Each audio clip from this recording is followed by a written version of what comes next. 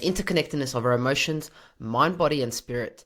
This podcast is dedicated to individuals who are on a quest to uncover their truth, understanding their genetic and spiritual DNA, and learning how to harness this knowledge to achieve optimal health. But this isn't just another health podcast. The Tribe Podcast is here to ignite a spark of hope within you, reminding you of your inner potential for greatness. You are pure love, capable of living life to its fullest expression.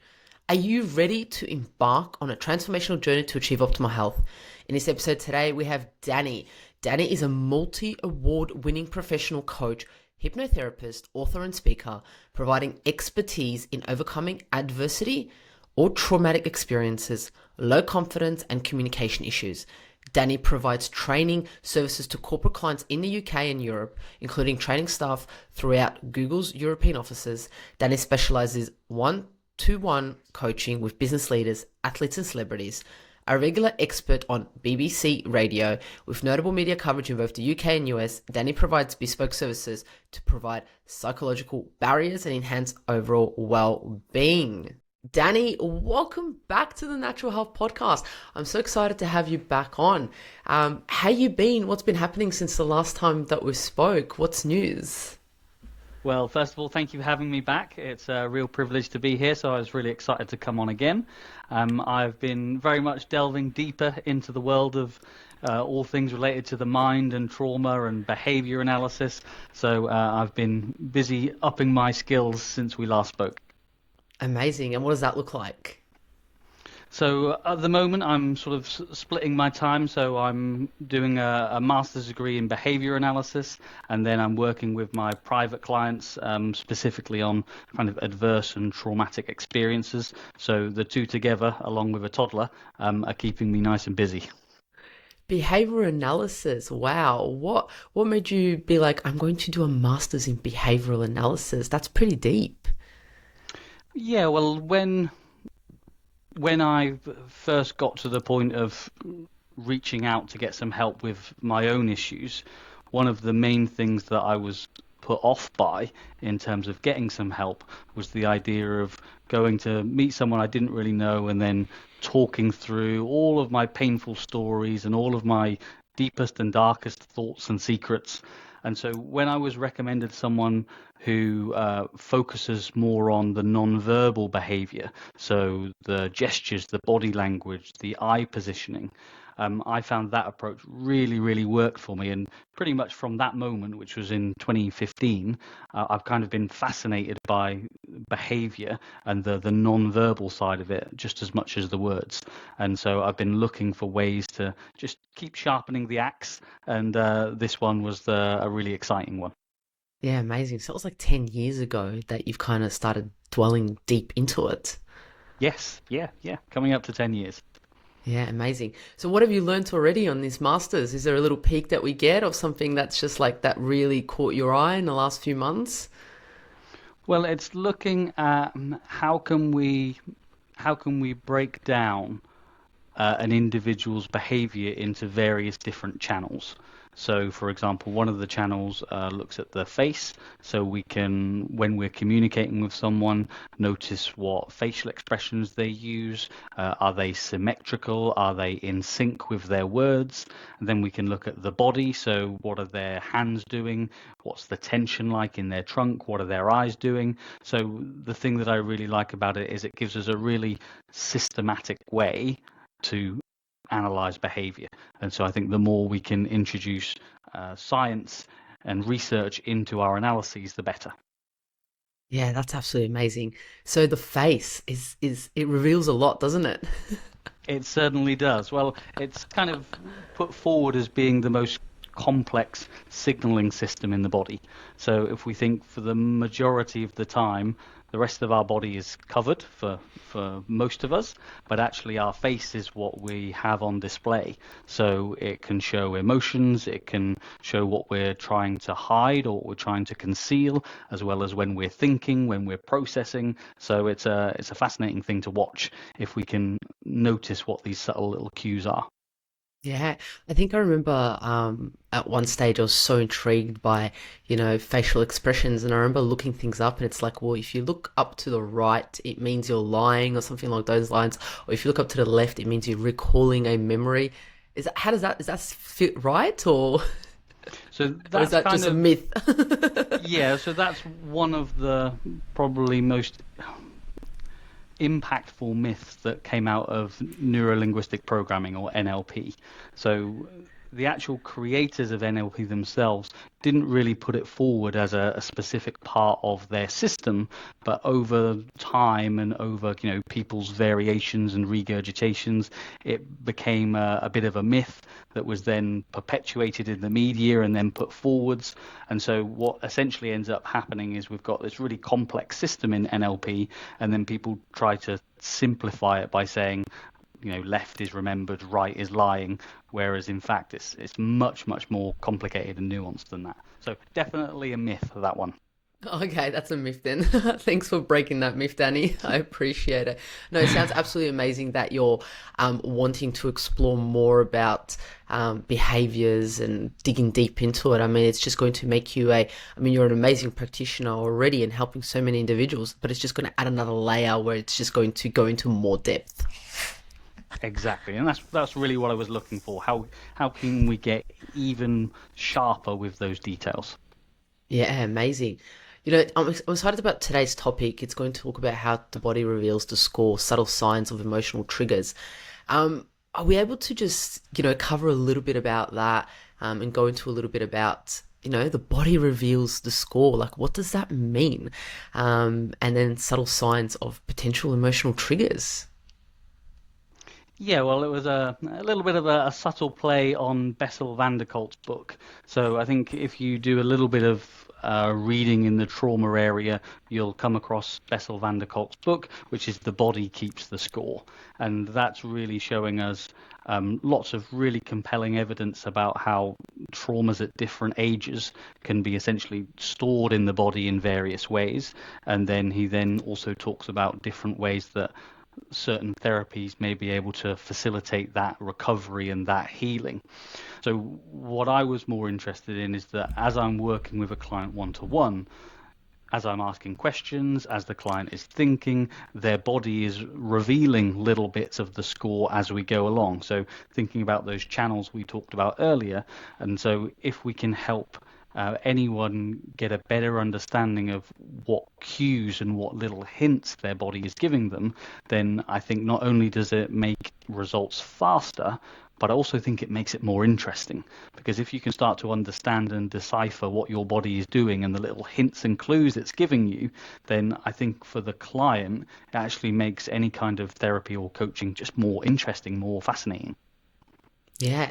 And what does this look like? For example, if someone's sitting in front of you and you're asking them a question about whatever that may be, does it look like clenching a jaw? Does it look like looking away? Does it look like yawning? What does it look like? So if we go through some of the channels, so if Yes. I kind of do a little bit of a breakdown of the channels first. So we've got our facial expressions, so all of the signaling that comes from our face. We've got our gestures, so the way that our hands move, either with speech or outside of speech. We've got what's called paralanguage, so that's changes in tone, in volume, in intonation, in speech. We've got posture, so how does our body change? What does our trunk do? How does our sort of essentially our body language in terms of sort of more popular culture? We've got haptic communication, so how do we use touch? We've got oculesics, which is how do our eyes move? We've got proxemics, how do we use space with those around us? And then we've got psychophysiology, so what sort of cues does our body reveal about our internal processing?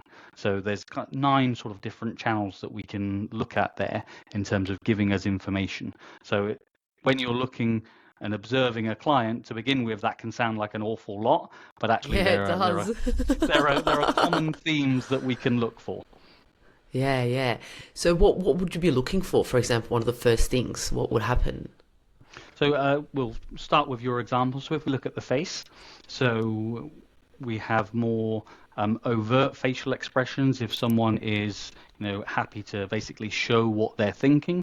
But often if I am asking a client and they think about a particular moment or memory from their past, then the first thing that I will potentially notice is the inner parts of both of their eyebrows start to raise. So we get sort of like an inverted shape on the eyebrows, and that's a really reliable indicator of sadness. So just from me observing, I can potentially get a sense of what my client is experiencing as a result of what they're thinking about. So if they're not sure about that, because often, when we're in the grips of an experience, it can be quite difficult to articulate what we're feeling. So actually, when I feed back what their face is doing, that sometimes helps them to get a better idea. So that would be like a classical example of the face. One of the things that really interest me is what the eyes are doing. So there's lots of different research that helps us to see the inner workings of what our eyes do. So a few little pieces of info here. If we think about when we're feeling embarrassed or ashamed, we often tend to avert our gaze downwards. So if we think about when you're speaking to someone, regardless of the context, if their gaze goes down while their posture slumps and their facial expression changes, their body is giving you feedback, it's giving you cues. There's other research that shows when we start to feel anxious or when we're thinking really hard, our blink rate increases. So again, that gives you an idea of if someone's really struggling with something or if they need a bit of time to think something through. And then there's other research by Hudson, for example, that talks about when we're accessing a specific traumatic memory, our eyes will tend to fixate on one location. So we'll keep going back to the same location in terms of our visual field. So all of these little bits of information help us to see what potentially the client is doing, and that allows us to ask better questions, to help them to go deeper, and then to help them discover the answers for themselves. Yeah, wow. Thanks for sharing that, Danny. It's so interesting that you say when you're ashamed or guilt or you look down and it's when people think about it, it's like, yeah, that's so true. It makes total sense when you're having these types of discussions or even thoughts. Because sometimes it's the person doesn't have to talk, but they might just be sitting there and they may be looking down. It's like, wow, what are they thinking about? Because it's not just always communication through words. It's also like, what are they thinking about to look down that way or to feel that or to get that rush? Absolutely. And one of the most interesting things about non-verbal behavior is that it's always on. So, for example, when we're having this conversation, your verbal communication is going on, then you're going off, then on, then going off, but your non-verbal communication is on throughout. So that's what I think is one of the main reasons it gives us lots of information. And now there's always a caution with non-verbal behavior because we wouldn't look at one indicator. So, for example, we wouldn't look at someone's eyes who are down and say that means they are feeling shame. But when we combine it with a cluster of other different bits of their behavior, we can infer that they might be, and that allows us to ask better questions. So Yeah. one of the main challenges, for example, if you look at different body language experts, they'll often look at a specific gesture and say that means X.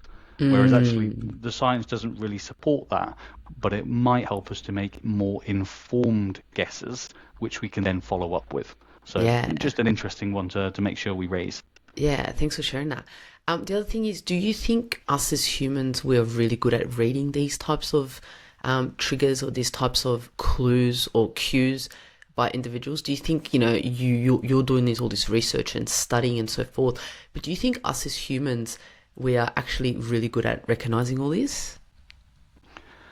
I wouldn't say that we're generally very skilled at it. Yeah. Um, there has been some research that tends to show because the visual information is so apparent, if we're with someone and we can see them, we tend to focus so more on, the bits that we can see or the words that we can hear. And because there's so much information going on, we usually only can pick one or two bits of it. And so there's Paul Ekman, who's one of the sort of leaders in facial expressions and deception. Some of the research that he's conducted shows that we're about 50-50 in terms of being able to tell if someone's lying or telling the truth. So we're not very good at it unless we have specific training and we can look at little clusters of behavior. So when I first went into receiving some help, I had no idea what was going on in my body. But actually, as soon as my coach fed it back to me, I was like, oh, yeah, I did just do that. And that's the bit that I think helps personal growth, because you get so more attuned to what your system is doing, which then helps you to know yourself better, and that helps you to make better choices. Yeah. Wow, 50-50 on lying. That's surprising. It's interesting because when you think about it, you're like, oh, I know when someone's lying, I can pick it up. But if the research says 50-50, that's pretty low. It's chance, basically. You can flip a Yeah. coin. Yeah, And literally. there's different ideas around that. So, for example, we tend to naturally think people are being truthful, and so that can distort our perceptions, and we tend to make quick judgments and then stick to them. So there's lots of different factors towards it, and probably one of the most important ones is in terms of what stakes are at play.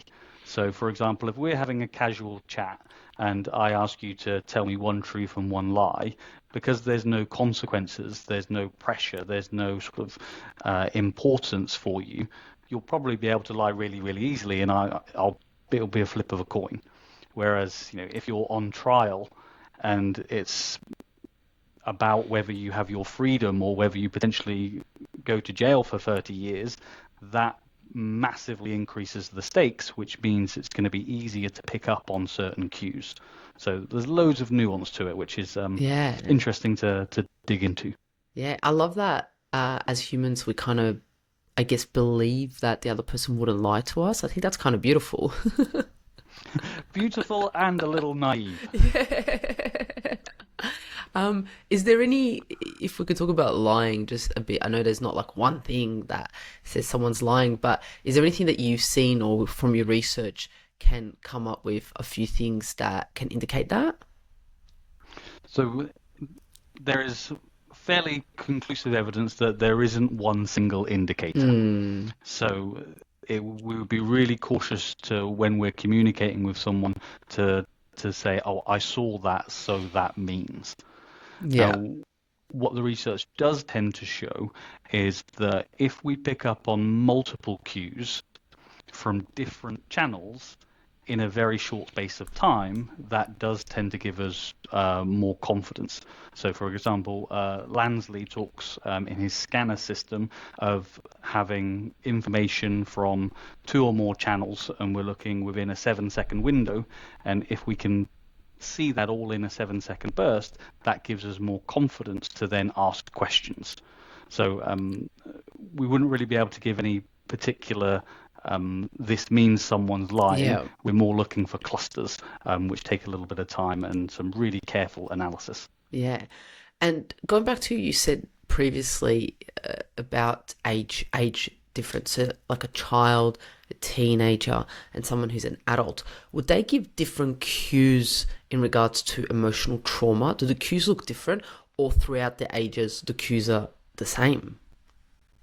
Well, they definitely change with age. So, for example, if we think about a 7-year-old, they're going to have different developmental capacities. They're going to have different communication capacities.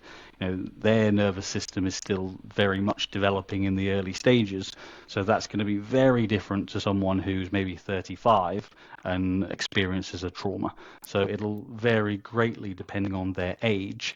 But there are some maybe more common signs in terms of maybe withdrawal or bodily aches and pains and sensations, and again sort of eye contact, posture. So there are subtle things that might hint at it, but it'll vary quite significantly with age. Yeah, and I guess it just depends also what they've learnt and how much their experience, like everything that they've experienced throughout Absolutely. life, impacts it. And I guess also, I'm guessing with children, it's also the mirroring that they have of their parents and the trauma that they've gone through. But let's talk about a little bit about let's talk a bit about childhood trauma and what are some of the misconceptions about it? Because I guess you would see a number of individuals going through trauma in a sense, and then childhood trauma, and then getting all of these symptoms that have come up, and then keep scores. The body can just keep scores with that type of trauma. Well, probably the first place to start is around the definition of trauma, Yeah. because it's so widespread in our culture today, and it means lots of different things to different people. So there are more scientific definitions where we talk about an event that causes changes within the brain. So that's more kind of observable, identifiable changes. Whereas in the populations or the people that I work with, it's more defined for me in terms of, I look at it in terms of, if someone has experienced an event that overwhelmed their ability to cope with it, I would consider that some form of a trauma. So that would include what might be considered adverse events. So your parents breaking up, or being bullied, or being maybe criticized, as well as those bigger events that maybe you hear about on the news or in the newspaper. So I look at it in terms of, depending on what age you were, what overwhelmed your ability to cope, and we can consider that, or a working definition of what a trauma would be. So that's going to manifest for lots of different people in different ways, because what overwhelms a 10-year-old at school is going to be very different to what overwhelms a CEO in his 50s. But they're 100%. both. I think that's such a key point, Danny, because a lot of people, when I talk to them, they're like, "I've had no trauma," and that's unheard of. You can't, from my belief, is you can't go throughout life without having experienced some type of trauma. And when you just said what overwhelms a 10-year-old compared to what overwhelms a 35-year-old can be completely different. Yeah, And we do tend to, although it is slowly changing, we do tend to think about a trauma as being one of those significant life-changing events. So I kind of incorporate adverse events within that. Sometimes they're called traumas with little t's. So to give you, they're like a subcategory of, but very, very few people go through their life without adverse experiences, but they might not call it a trauma.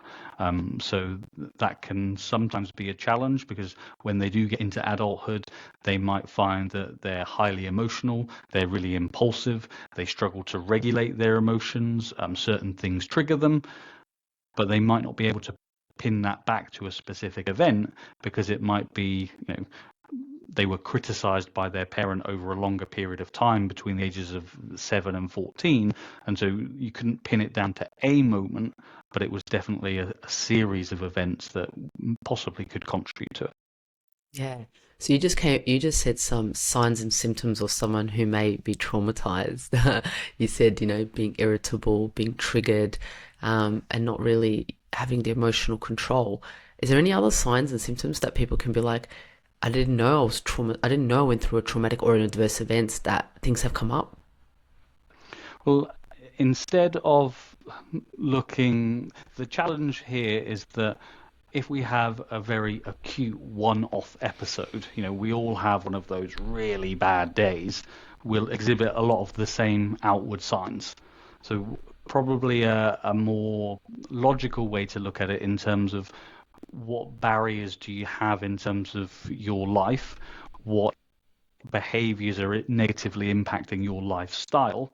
And that might give you an idea about, some challenges that you've faced in the past. So for example, if you find that you go to comfort food, and that is something that you go to time and time and time again, and you really struggle with your weight, even though you diet, you exercise, you look after your nutrition, then it's possible that actually the connection between comfort food relates to something that was a coping strategy when you were younger, just as an example. So it's probably more helpful to think about, okay, what blocks do I have in my life? Because more often than not, the block that you're facing is not because of something you're going through now. It's something that you've struggled with in the past, and it's just manifesting now. Yeah, I like that. That it's not something that you're going through now, it's something that you've gone through previously. But a lot of people wouldn't be able to really make the link or the connection. They're just like, well, I'm not losing weight, I'm eating a lot of food. Um, how can they potentially make that connection? What could they do? Well, firstly, we would look at all of the practical elements. So if we were to um, take a adverse or traumatic experience and just put it to one side for a moment, and then we were to look at, what is their nutrition like, what is their exercise and lifestyle like, what is their relationship with food like, and if someone says, I'm doing all of these things, but there's still this overwhelming urge to just go and comfort eat, then that might be an indicator. Whereas if someone is, got a really poor sleep cycle, they're having sugar throughout the day, they're not really exercising, it would be impossible to say that there's a link there. So what I would often encourage people is to make sure that they're doing all of the basics and make sure they've got all of those boxes ticked. And if there's still an overwhelming urge or a lack of control around that particular topic, then there's probably something deeper going on. Yeah, 100%. So you gave us a definition about trauma. So going back to the childhood trauma, do you think childhood trauma really impacts our bodies and our health? And yeah, like does our body really keep score in regards to childhood trauma? Well, I think the research is pretty strong in this area that there's lots of different research to show the more adverse experiences you have when you are younger, the more health complications you have when you're older. So there's lots of really strong research about, the number, they call them ACEs, so adverse childhood experiences. The number of ACEs you have when you're younger is directly correlated to different health outcomes. So I think the research there is really strong, and also the mechanisms of which. So in terms of when we have that chronic stress state, there's also now really strong research that shows if you're in that chronic stress state for a really prolonged period of time, that's going to cause complications, and it's going to cause dysregulation within the system. So I think that bit is fairly strong, and certainly working with clients and over the years, you can really clearly see that actually when we help someone process those events, that their overall health also starts to change. So I'm pretty confident with that one. Yeah, 100%. I've looked into that research too, and it's pretty extraordinary with trauma. And like I said, it's also adverse events. It's not just that trauma, that major trauma that happens in people's lives, and a direct link to heart disease, dementia, so many other diseases in our body. Yeah, the research 100% is so clear. Um, so what would someone do? Would they just get like a blank piece of paper as big as they wanted, and would they just go and go, okay, so these are the adverse events or traumatic events that I've been through. I mean, I guess the individuals will have to be in a safe environment and also be open to actually think about getting healthier, and looking at their trauma. Is that what they would do? Would they sit down and look at their traumatic events? Would that be one of the first things? I think for everyone, this is going to be different, Yeah. because if you're in a situation where you're really struggling and you're feeling low and your emotions just feel out of your control, to have someone recommend you then go and think about all of the negative things that's happened in your life is probably something that's going to have a really drastic negative consequence. Yeah. So what we're really looking for is, again, coming back to those behavioral signs. So what are the things that I want to be able to do that for some reason I can't do? And if we're able to follow that pathway, that's when cues from the body are really, really helpful. So, for example, if we think about a client who I was working with recently, and the challenge that they had was anger, and they would go from 0 to 100 in sort of like 2 or 3 seconds, and they would be perfectly fine. Then they would have an explosion, and then afterwards they would be perfectly fine again. But by that point, the damage has been done. And all they were able to pair together was it tends to happen around being criticized. So that was kind of the pieces that they were able to put together. So whether it was his wife or whether it was at work, the trigger was criticism. So he was then able to bring that to the session. And then as we talked about being criticized, his posture changed, his gaze changed, his breathing changed, his hands then stopped moving, his tension, his trunk started getting all tense. And so we could really see that there's a strong correlation between that idea or that concept and how his body responded.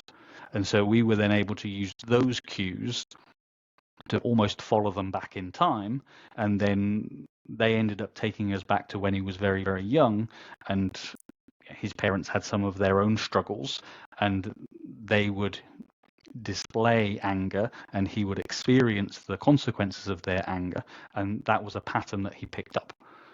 So I didn't need to ask him to go through all of those events, but we just looked at what did his body do, how does he respond in certain situations, and then we traced it back. And that's why I think the body is so helpful, because if it was just verbal, as humans, we make up stories all the time. That's what we do. That's how we live our lives. Whereas our body reactions tend to be because some part of us connect us to something. So that's where I think incorporating more of nonverbal behavior in any type of therapy would enhance it. Yeah, I love that example. The anger directly linked to criticism. And I think the audience listening might be like, wow, maybe last time abandonment or perfection or I don't know, something else or grief or whatever or shame came up. It's kind of like, oh, what happens to the body when those type of topics come up or those conversations come up or when friends or family are talking about something? It's like just, I guess, a bit of self-reflection and being like, oh, Yeah. what's happening inside of my body? Because I know myself when things do come up, I literally, my toes just cringe up like this. And I mean, no one can Yeah. really see that, but I'm just be like, why are my toes so cringed up? Like, what is happening? And you feel it. You actually feel it. And there's some interesting ideas about, you know, we're generally able to control our face relatively well, because it's the most complex signaling system. It's the thing that people pay attention to the most. And there's some theories that talk about, the further away we go from the face, sometimes the harder it is to control. So often our feet and our legs can give us some really subtle signs. I know that if something sort of resonates with me, my ankle tends to go into like a rapid tension where I pull my toes up, and that's kind of like a sign for me, like, oh, something's going on here, and that's a reflection of tension. But I usually notice it more in my feet. So yeah, we all do it in different ways. Yeah, it's interesting that you say that further away from the face. Yeah, I definitely feel that in my feet and my toes just crunch up. But I guess I've come to a stage where I do self-reflect when, heavy topics or topics that I know actually impact me come up. And I'm just like, oh, wow, what is that feeling? And I guess I get a bit curious. And I know that you talk about curiosity and being curious within your body of what is happening, but that didn't come naturally. You know how at the start we spoke about do things come naturally? It didn't really come naturally to me. I think because for so many years, it was just pushed aside, and I wasn't actually like you. Like you said, you weren't really aware that your body was actually giving hints and clues to what is actually happening. Absolutely, and curiosity. My mentor Matt Hudson, it was one of his kind of key tenets, if you like, and he would talk about that really, really regularly. Because when we're in a curious state, we're no longer in that fight or flight response. We're able to engage with things, and we're able to look at them differently. And one of the ways that we can create curiosity is by helping someone to learn something that's interesting. So, for example, if you're chatting with someone and you notice that whenever they talk about a presentation they have coming up, they go and take a big deep breath and we go, have you noticed, when you talk about that presentation, your breathing changes? And they go, oh, no, I haven't. Well, it's coming up on Wednesday. Oh, I just did it. And it's that little recognition that creates curiosity, and then we're in a very different state from being, in a really negative, concentrated emotional state to being, oh wow, I just noticed what my body's doing, and from here we can get things to move. So curiosity, absolutely key. Yeah, I don't know how many people have friends that or colleagues that actually say, "Hey, this has changed," or "Hey, I'm reflecting upon your body language." I mean, I would love that. I think it's a great thing, and I mean, everyone who's listening may be able to take this on and be like, "What would it feel like, or what would it be like if I do that for my kids, for my partner, for my colleagues, for individuals in my life, and just reflect it back to them?" And then they're able to be like, "Oh, I do that." And as long as you're curious, that's the key thing. So if you'll often find a good way to hone the skill is to just observe it first. So rather than, noticing it and then telling your partner about it, if you can just notice it to start with, oh, that's interesting, and then you kind of move into a place of observation, that allows you to be curious inwardly, and then from there, if it feels appropriate, then you might want to share it at some point in time. So just people watching, we love to do that anyway, but if we do it through a certain lens of saying, okay, what's their body doing? It's a different way of people watching. So you can still go to your coffee shops and you can still have just as much fun people watching, but now you might notice a certain changing breathing or eye position, which just adds another layer to the fun. Yeah, Danny, I just want to go to a cafe right now and just people watch for like hours. You'll That's my probably see homework. me there. Yeah. No, that is so true. I love that curiosity, and I think what I'm getting is when you are interacting with individuals, if that's co-workers, family, partner, friends, it's just kind of like just watching them and actually be curious again as to like when we talk about topics, and especially I guess when heated discussions occur, I guess maybe in arguments or disagreements, what happens to their body language? I think that's really interesting. And there's, for example, with anger, there's fairly strong research to show that you can tell when someone's angry just by their movements. Wow.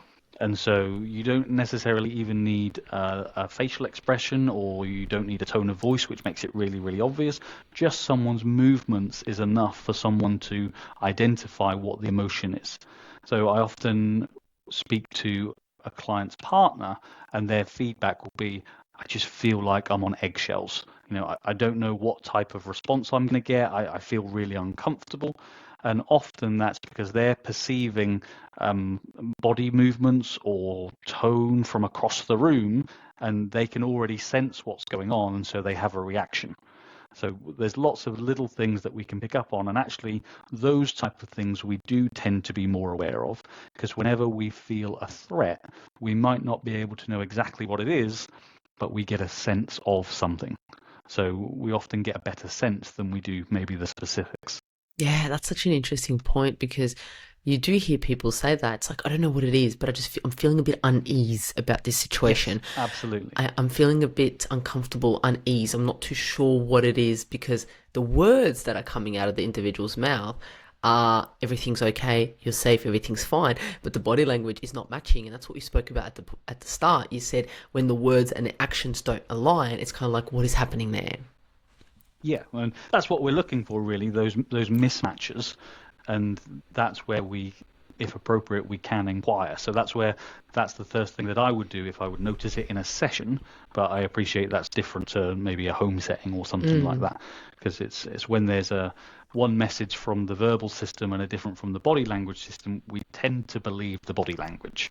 And so it can kind of set off a little bit of discomfort in us, but we'll tend to more to the body language side rather than the words. Yeah, it's so true. And then there comes that saying of actions over words, isn't it? Yes, absolutely.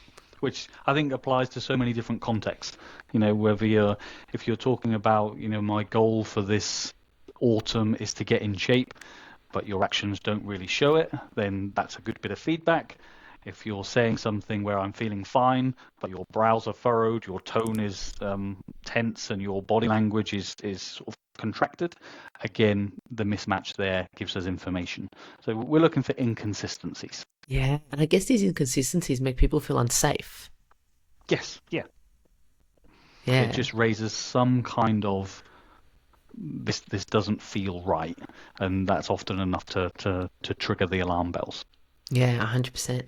Um, you, previously you mentioned about people when they talk about something, they go and they hold their breath. What is the power of breath to be able to move through these emotions?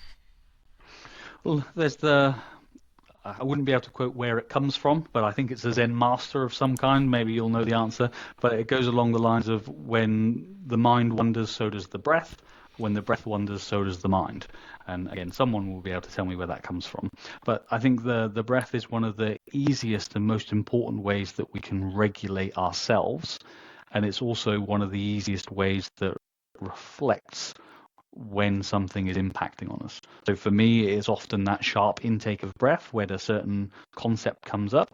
But if we're feeling anxious, our breathing changes. If we're feeling sad, our breathing changes.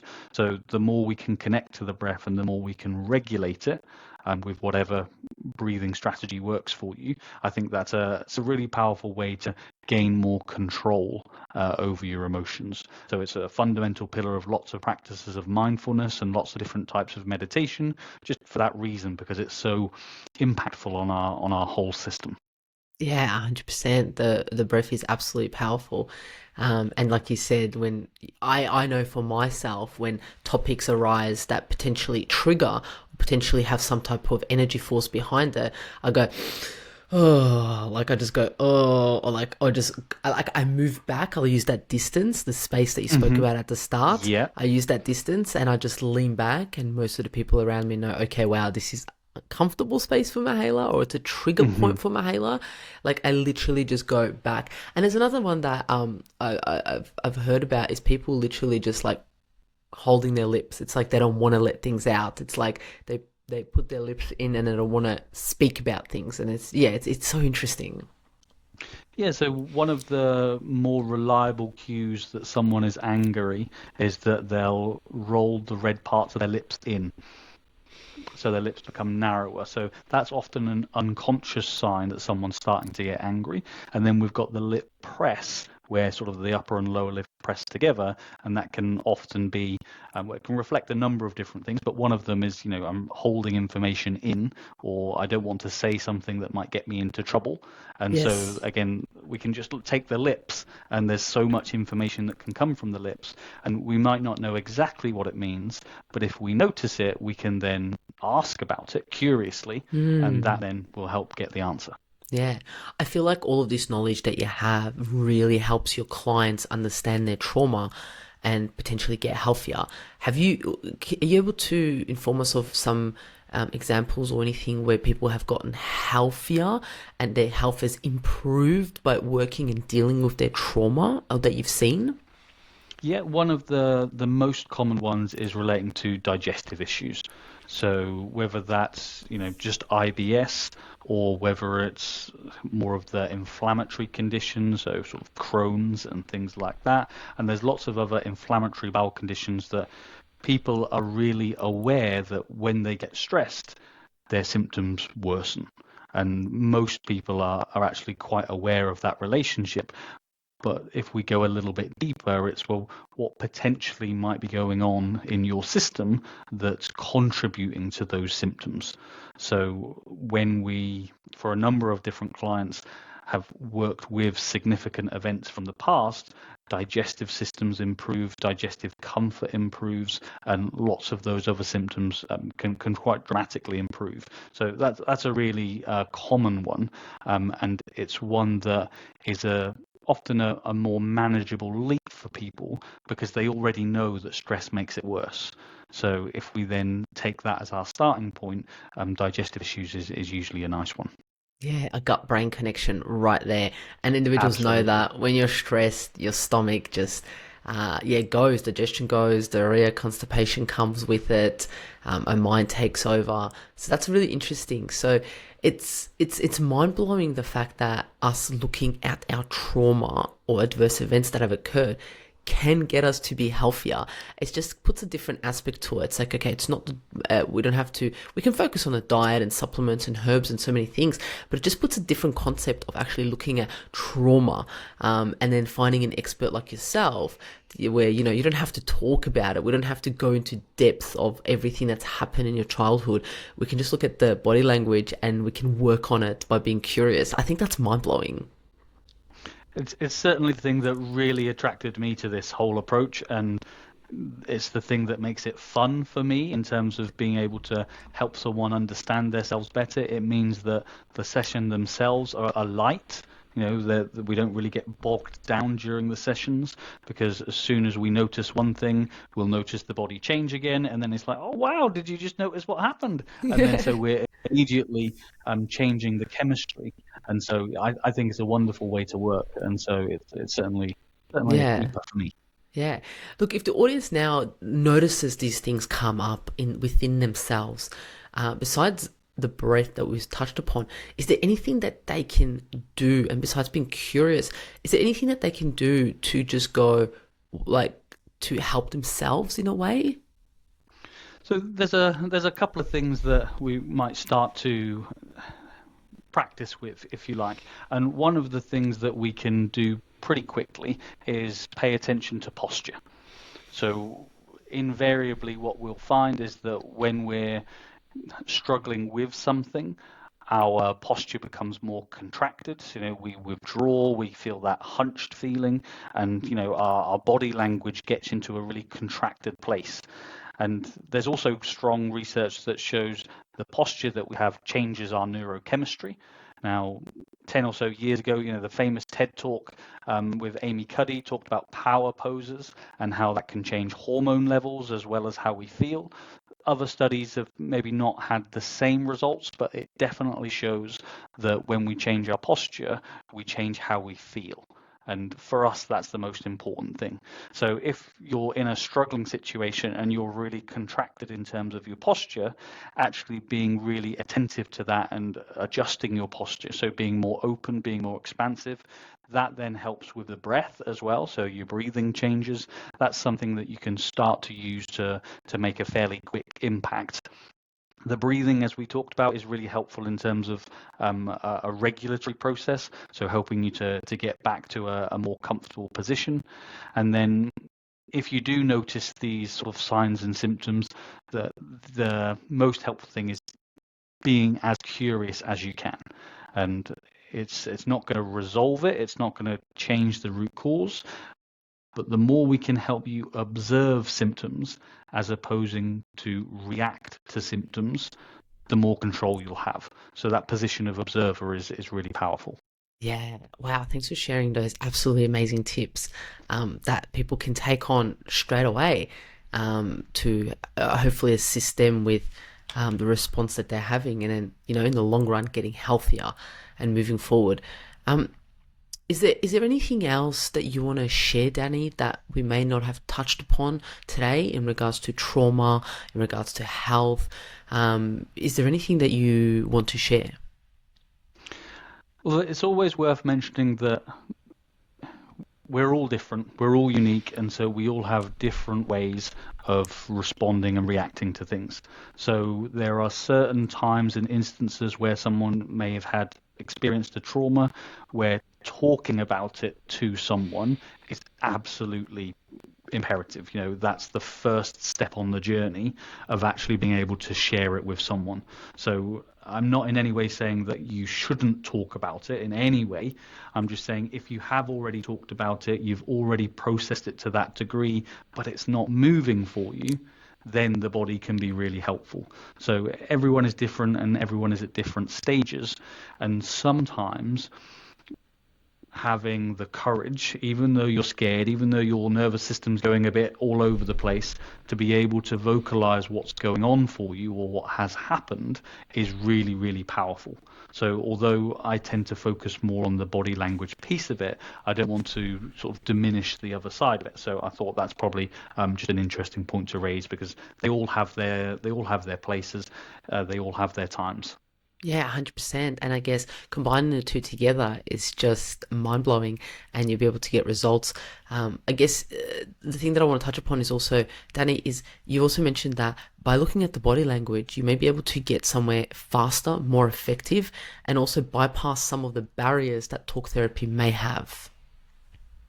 Yeah, so the body, when we connect to a certain idea and we notice a physiological change, that's really strong evidence that helps us see topic X caused Y response.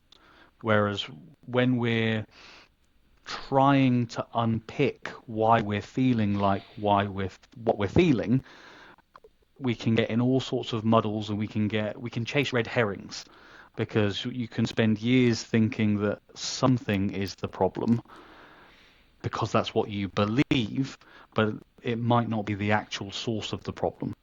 And so often a common thing that people will say is, I've done so much work on myself, but I'm still not where I want to be. And one of the possible reasons for that is I haven't quite located the actual source of the problem. We might have done a lot around it, but sometimes the actual problem is still sitting there. So when we can use our body language and use our physiological responses as a guide, if you're talking about something and your gestures are symmetrical, they're evenly paced, your tone doesn't change, it's a fairly reliable indicator that whatever you're talking about is okay for you. There's no outward signs there. But if you then move to, for example, my parents' divorce, I've processed lots of it, and I know I've done a lot on that now. And all of a sudden, speech rate changes, posture changes, gestures change. Then, although your words might say that you've done a lot of work, your body language is showing that there's still more to do. And we can kind of use that as a little bit of a guidance system. Yeah, I love that, Danny. That's absolutely amazing. I guess if the audience can take anything away from this podcast episode, it's to be curious. And now that we've, spoken about all this stuff, it's kind of like what happens when I think about this? What happens when someone talks about this? What happens when I talk about certain topics? Does my tone change? Does my speech change? Does my posture change? Where do my eyes go? What happens to my lips? I guess or what happens to my toes? Do they clench up? Toes are a good one. And, probably toes and breathing is a really nice place to start. That's Yeah. probably like a first step. What goes on in your feet? What goes on with your breath? Yeah, I love that. It's absolutely amazing. Before we close off, Danny, I want to know what keeps you healthy? What keeps you on point? What keeps you, I could say trauma-free, but I don't know if that's a thing. What gets you into optimal health? What do you do? I'm sure you've heard of it. There's a really powerful book by James Clear called Atomic Habits, and he talks about the power of Yes. setting habits. And what he also talks about is something called a ripple habit, which is where you have a particular habit which then spreads out and affects lots of different areas of your life. So, for example, one of the ones that James Clear talks about is getting up early is one of the ripple habits that tends to lead to lots of positive effects. Now, the ripple habit for me is finding something that you're genuinely fascinating about and then working towards it. So setting goals, making achievements, tracking your progress. And I think the more we focus on things that are genuinely meaningful for us, the better our health is, the better our longevity is, the better our focus, our attention is. So if we can hone in on what's really important for us and actually structure our life so we do it, I think that's one of those ripple habits which will influence so much of our life. And there's evidence to show that when we're doing things that are important to us, we're engaging more of our prefrontal cortex.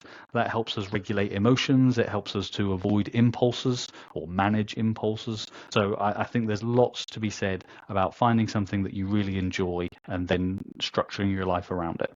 Yeah, I love that ripple habit. I love that book and I love the ripple habit. And I'm glad that, you found your one and it pushes you through and allows you to be an amazing partner, dad, an amazing trauma health expert to be able to assist individuals. I think that's absolutely great, Danny. Well, it's a joy to do, and it's a joy to see the changes. So I think if we were to all reconnect to just how fascinating our system is, we would all feel better about ourselves anyway. 100%. It's about being curious. That's the number one thing that we Being got out curious, today. Be that's it. curious. Awesome. Thank you so much for Danny for joining us on a Natural Health podcast. Thank you for joining us on Natural Health podcast. And remember, you are pure love, capable of living life to its fullest expression. Content and information provided here is the opinion of Mihaela and is for information purposes only and does not constitute medical advice. It is not intended to provide medical advice or take the place of medical advice or any current treatment you're undertaking. Consult your own medical professionals for any medical issues that you may be having. This entire disclaimer also applies to any guests or contributors to the Natural Health podcast. It is advised that you consult your doctor or healthcare professional in relation to any health concerns you may be having. Mihaela does not take responsibility for any health consequences which occur from a person listening, viewing, or reading this content. Under no circumstances circumstances shall the Natural Podcast, Mihaela Raguse, any guests or contributors to the Natural Podcast, or any employees, associates, or affiliates of Mihaela Raguse be responsible for damages arising from the information provided on the Natural Podcast. By listening to this podcast, you agree not to use this podcast as medical advice to treat any medical conditions in either yourself or others. Please note, if you're taking prescription, do not stop your medication or start a new protocol, including but not limited to supplements, diet, lifestyle changes without consulting a doctor or healthcare professional. If you or any person has a medical concern, you should consult with your healthcare provider or seek other professional medical advice. Never disregard professional medical advice or delay in seeking it because of something that you have read or heard on the Natural Podcast or in any linked materials. If you think you may have a medical emergency, call your doctor or emergency services immediately. Neither Mihaela Raguse nor the publisher of this content takes responsibility for the possible health consequences of any person or persons reading or listening or following the information in educational content.